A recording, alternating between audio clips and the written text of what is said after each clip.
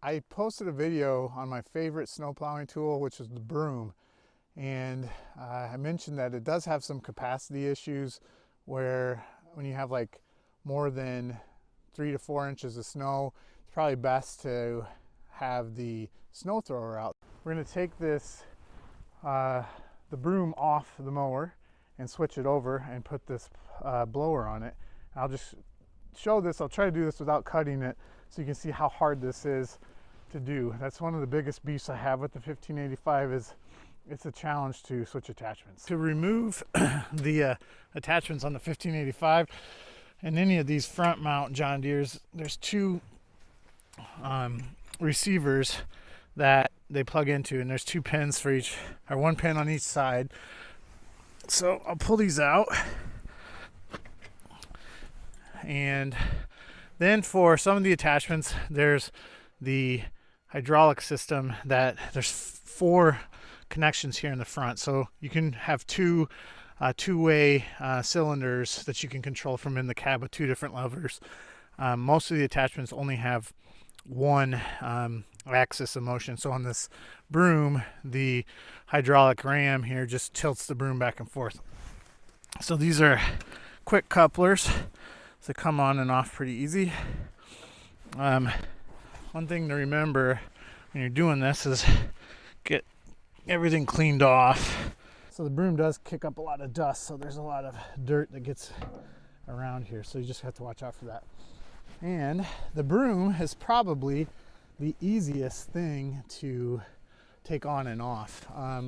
So I've got the pins out and I've got the hydraulic off. The next thing we need to do is take the PTO shaft off. One beef with this is when you change a PTO in this John Deere, you have to fold up this floor mat and it doesn't stay up very easily. So there's this metal panel here that I have to like place over here and kind of hold the carpet back, or this rubber padding for our feet. And so down in there you can see there's the PTO shaft. So this is how you get into the PTO shaft. It's kind of awkward. It can be a challenge to get this thing on and off for certain attachments. The mower, I have a rear discharge mower deck for this thing, and that is the hardest attachment to take on and off, both from the receivers because they fit so tight, but also it's hard to turn the shaft on the PTO with the mower deck because there's a lot of resistance.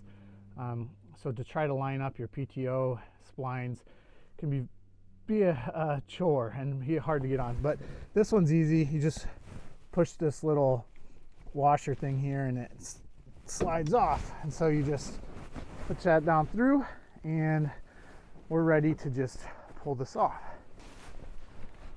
Now that we've got the PTO shaft off, I need to come around here and get it pulled out from inside there.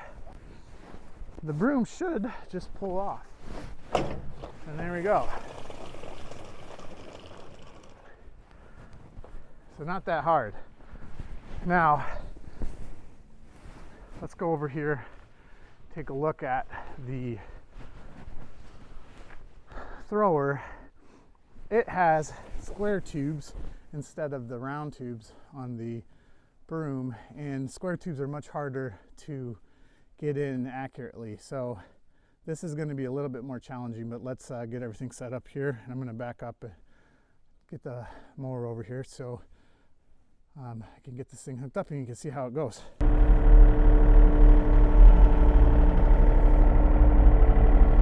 So one thing that can be a challenge with these front mounts are lining up your receivers, because from the cab you cannot see very well. You can't see the arms.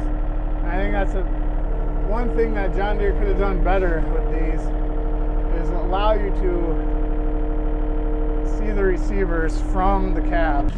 So somehow I managed to get them fairly close to in line, and I'm going to use the pallet jack I have here to make this a little easier. Move this thing around.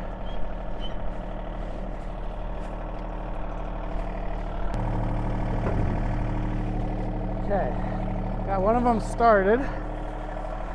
That's the first trick. The other one is to make sure your PTO shaft's down. Try that again. Okay. And then you want to get this PTO shaft up above this guard. All right. Got one receiver started. Move this in here closer. So I got one receiver started. I pulled the mat down so I could get the PTO shaft. I just kind of rested it in there. It's not hooked up yet. And then I'm gonna get the second one receiver started here.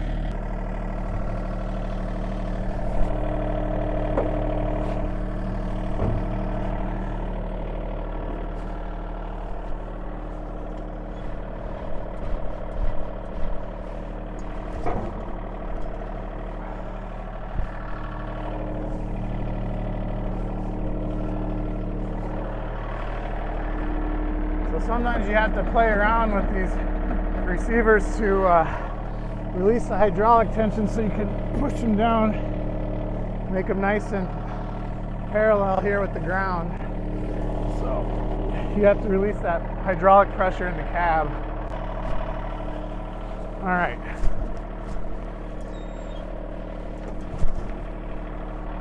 This is not easy.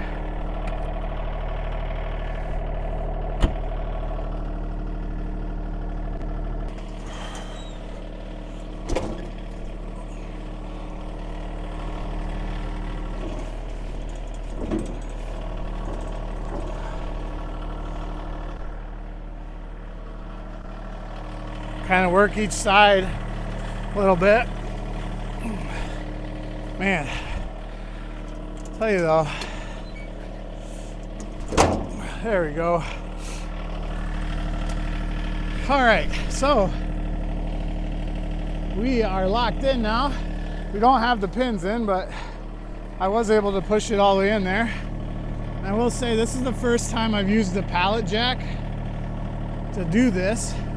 And it made it a heck of a lot easier because then you can raise and lower the attachment a little easier. So that could be a tip for you if you're using attachments for this John Deere, putting them on a pallet and then using a pallet jack to kind of lift them up and down might work. So let's get these pins in here. Next thing is to do the PTO shaft. Okay, so I'm turning the engine off because it's always a good idea to have the engine off when you're messing around with the PTO shaft. So, all right, we got this in here, and hopefully this goes on easily. But what you do is you pull this thing back, this lock nut here, try to get these splines lined up.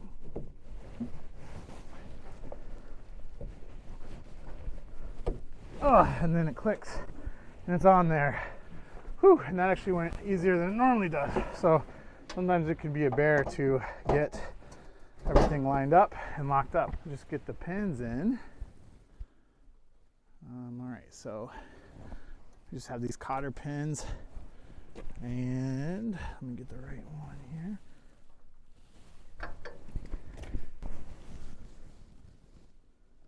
And I'll get this other cotter pin in. There you go. So now all that's left is to take these hydraulic pieces and plug them in. This thing has these Pioneer fittings. I think they're like 1/4 inch or something. Kind of odd ones. And that should be clean in there. Okay, so we're hooked up and ready to go. That's all there is to it, I guess. It's not the most straightforward thing in the world. It's much easier switching over skid steer attachments than it is changing attachments on this. And that's why I like to keep the broom on. We've got everything hooked up, and now what I'm going to do is I'm just going to grease some of the fittings, since I haven't used this thing this year yet, and get it all ready to go. They're calling for a snowstorm next in the next 2 days here, so in 2 more nights we're supposed to get 6 inches or more. We'll see. I hope we actually do, so I can show how this thing works. Otherwise I'm going to be sad because I took the broom off and I have to put everything back on. So yeah, I'll get everything greased up here and hopefully see when it's snowing.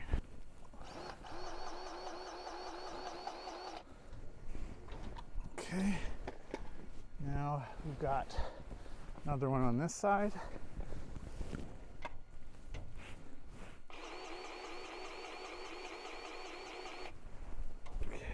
The rest of them are in the PTO shaft areas, like the U-joints. So there's a couple back in here. I'm not going to be able to show those when I'm using the grease gun, but there's a little U-joint that you need to grease. And back here, obviously the PTO shaft has a lot of grease points too. Let's test this thing out and take a look down here. What happens when we turn this on? There we go. Alright, so I think we got everything hooked up right. Let me just lower this down a little bit. The chute here is controlled by these levers here. So on my right hand, I don't know if you can see in the cab there. So yeah, we got the hydraulic hooked up just right. And now we're just gonna park this thing and wait for a snowstorm.